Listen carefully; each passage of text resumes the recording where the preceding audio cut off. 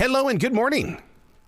Good morning. My name is Kathleen Corey, and I think I'm your next guest. Man, listen to the strength of that voice. Oh, my God.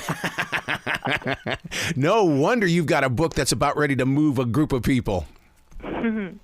And I was a voice major in college, vocal choral. Oh, you totally get pitch, volume, and tone then. Absolutely. The magical place we call school. It was magical when I was a child. I married a teacher, and then all of a sudden, I didn't hear about the magic anymore. What's happened here?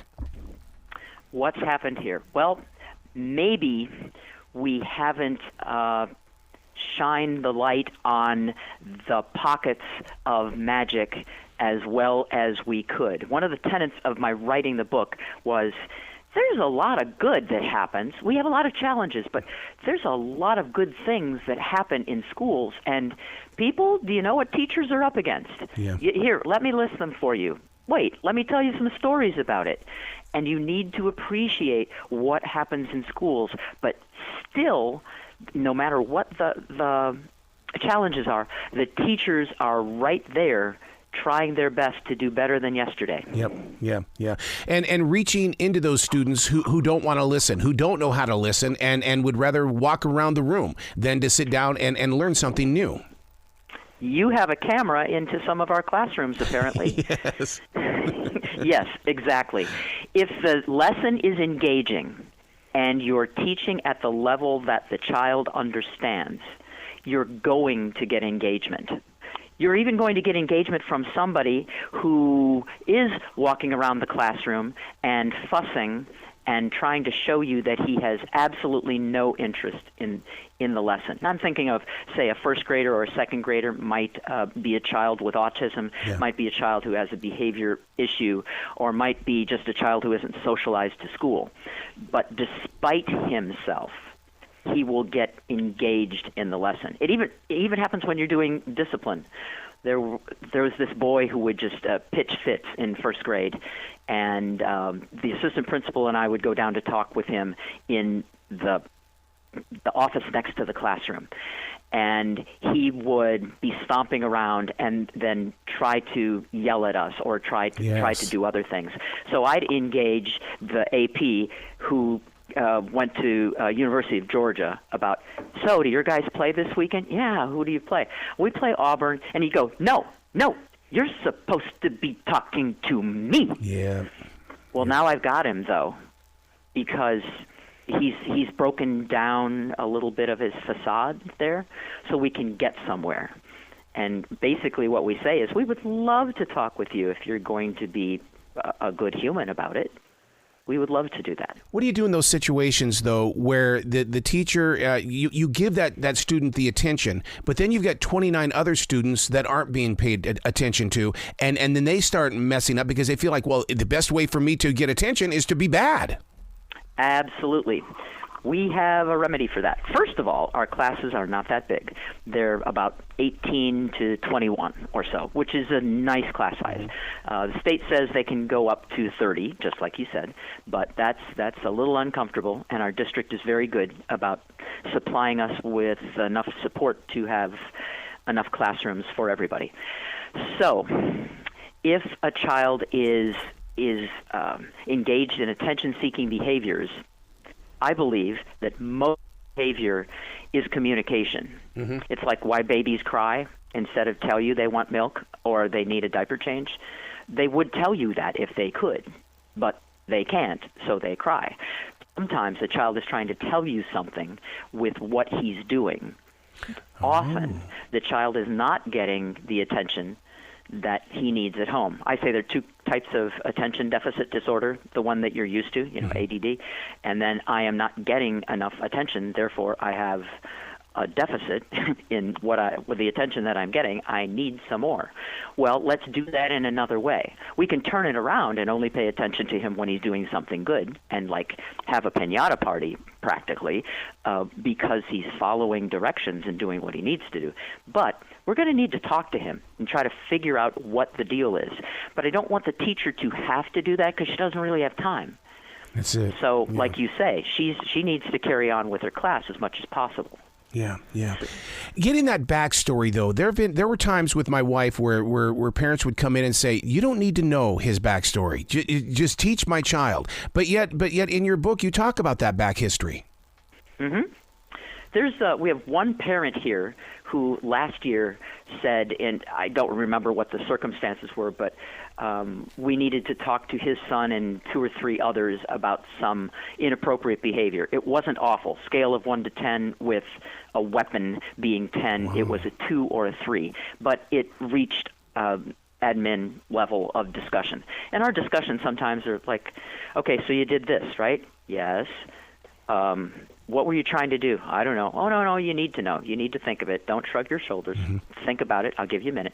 So he thought about it, and then he told me why he did it. And I said, so how's that working for you? Because basically that's what it's all about. How is that working for you? And then, was it worth it? And then ordinarily they go, no, it really wasn't. Okay, so he goes home and tells his dad that he got in trouble, and he tells his dad that he talked to me. Dad was furious. Yep. We did what we were supposed to do, but Dad was furious. Mm-hmm. You are not to talk to my children unless it's about academics. And I said, nah, then they need to go somewhere else. I'm sorry, but my job gets more involved in that than that. And he said, I am telling you that's what I want. And I said, I hear you, and we're going to have to agree to disagree. Okay, so fast forward to this year. New assistant principal calls Dad.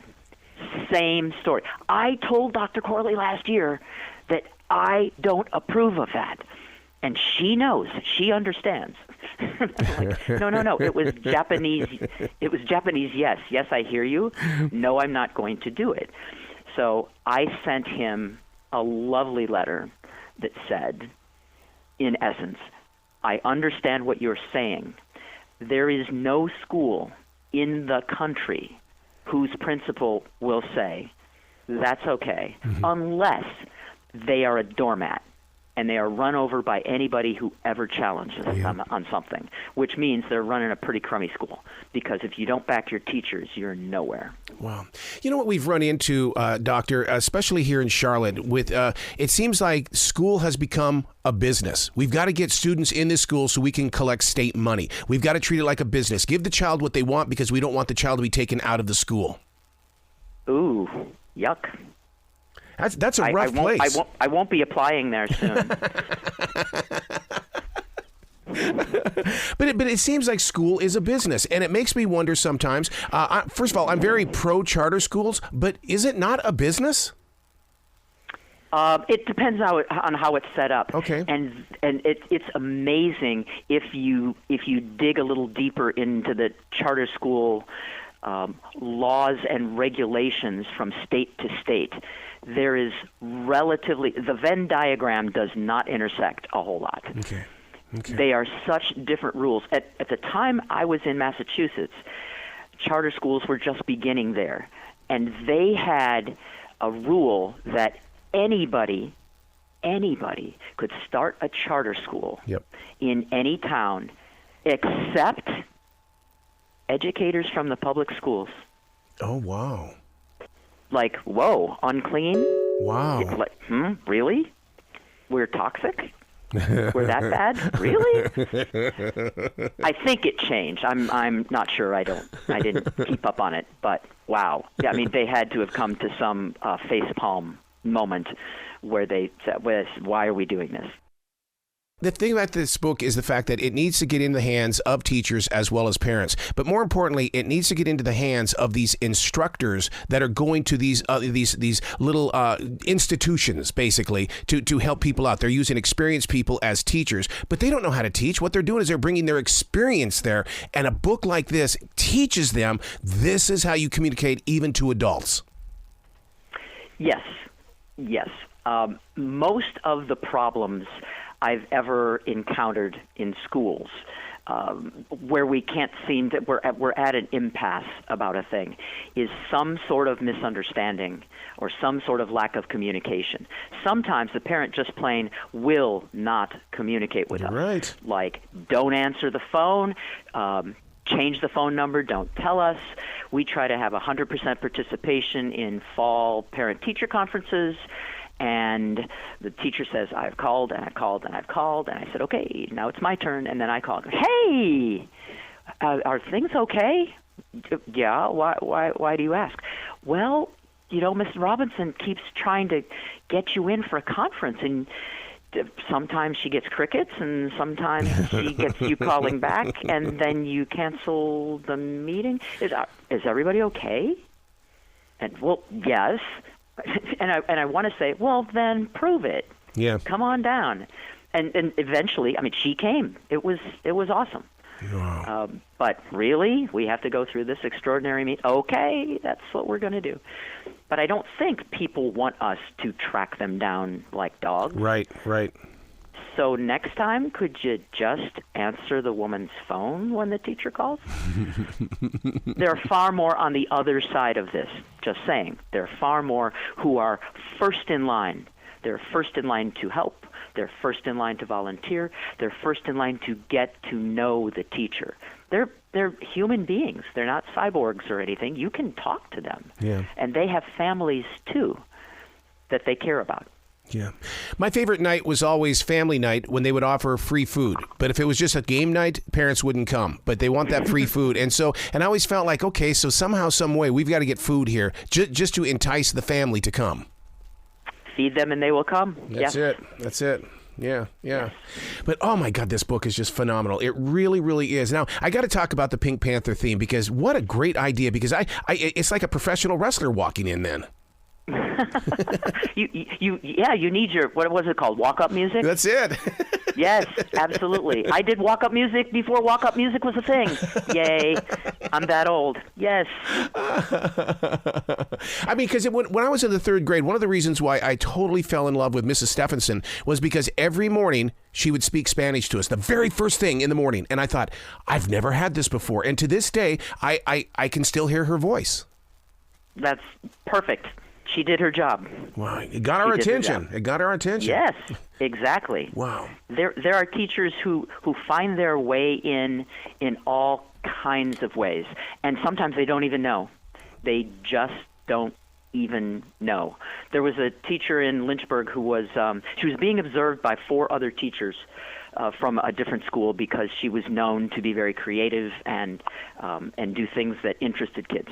So they were making applesauce and they were doing it from scratch, and they were writing the recipe the steps of the recipe as they were doing it. And we do that kind of thing on a regular basis because it's a step-by-step thing. You can't just, okay, let's make applesauce, and it's done. Let's eat. No, wait. There's some steps here that we're missing. So she had one of those apple peelers. I don't know if you've seen it. It's an old-fashioned thing. You sort of plug the apple in, yep. And it has a thing that will peel it in a very, very thin way, and it has a crank. And if you turn the crank faster, you can get that apple through there. And you can also turn it so there's a corer there, too. And it just shoves it out the other end, and there's no more peel there. You have to do a little bit of maintenance on the core. But by and large, you have a peeled cored apple. Well, there were 2 of them in the room, and there were 2 boys who were doing this, and they were fascinated with this. And they weren't drawing attention to it. They were just doing their job. But they commiserated that I think I can make my uninterrupted peel, staying in one piece, longer than you can. Oh, wow. And that was just a side benefit. And kids will do that to you. You can take a swing in the lesson. You can move. If you depart from the lesson too far, it's called bird walking. This is not that, as far as I'm concerned. Okay, so these teachers are watching, and these boys say, I can make mine longer. No, I can make mine longer. So they take the peels off, and she's nodding and smiling. Sandy Red is her name. Sandy's smiling at them. Yeah, like, go ahead, boys, because she's still in charge of the lesson. She's still getting to teach what she needs to teach, and it's all about this. Yes, more kids are looking at the competition now, and she takes a break for 5 minutes, and they finish one of the apples. Okay, they start to stretch out the skin, and they're like, well, how do we measure it? You're right. And there are things that we call non-standard measurements, We use kids' feet. We use their hands. Yep. And then if you know how big your hand is, you measure your hand. Now you know if it's 4 inches, okay, that's what it is. And tiles on the floor are 12 inches, so you can figure out what a room is like. So she said, well, how would you figure it out? Well, I want to stretch it out like by a yardstick or something, but it's going to break. I don't want it to break. So they, as a class, were led to the notion that if you put a string around the skin and then measured the string that is more cooperative, then you can figure out who had the longest skin. Wow. So these teachers, now this was a departure of maybe 4.5 minutes from her lesson. And she included math in it because, she just did. Teachers are closing their books. You're bird walking. Like, why are we here? Oh, no, man, you missed the whole point. Because they couldn't depart. They saw that as not useful enough.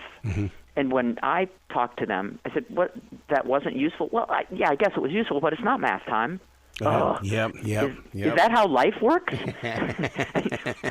You're like, oh, no, wait a minute. I can't make change for you for the thing I bought for you. Or, no, I can't Venmo you right now because that's math, and it's not math time. Are you kidding? And those boys remembered it forever because Sandy Red said that one of the boys was a checker at the grocery store years later when he was in high school. And they said hi, they hugged, and he said, I'll never forget the time when we peeled the apples. Yep. And I won. Of course, the winner's going to remember it too. Oh, Doctor, you got to come back to this show anytime in the future. The door is always going to be open for you. Well, thank you so much. Where can people go to find out more about you, the book, and everything else that you're a part of? This may strike you as odd, but the website is called themagicalplacewecallschool.com. I love it.